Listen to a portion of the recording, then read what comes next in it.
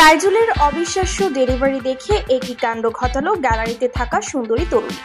দর্শক, গল আন্তর্জাতিক স্টেডিয়ামে বাংলাদেশ ও শ্রীলঙ্কার মধ্যকার প্রথম টেস্ট ম্যাচটি ড্র হয়েছে।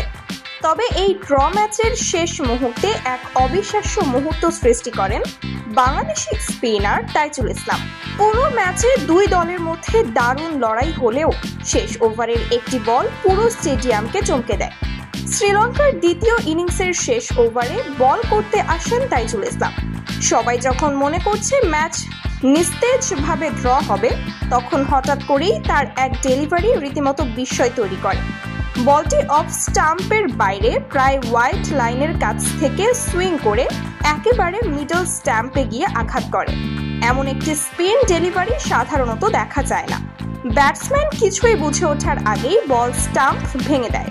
এই অবিশ্বাস্য ডেলিভারি দেখে মাঠে উপস্থিত দর্শক থেকে শুরু করে টিভি পর্দায় চোখ রাখার সবার মুখেই বিস্ময়ের ছাপ পড়ে। সামাজিক যোগাযোগ মাধ্যমেও মুহূর্তের মধ্যেই ভাইরাল হয়ে যায় তাইজুলের সেই বল। অনেকেই মন্তব্য করেন, এটা তো ম্যাজিক বল।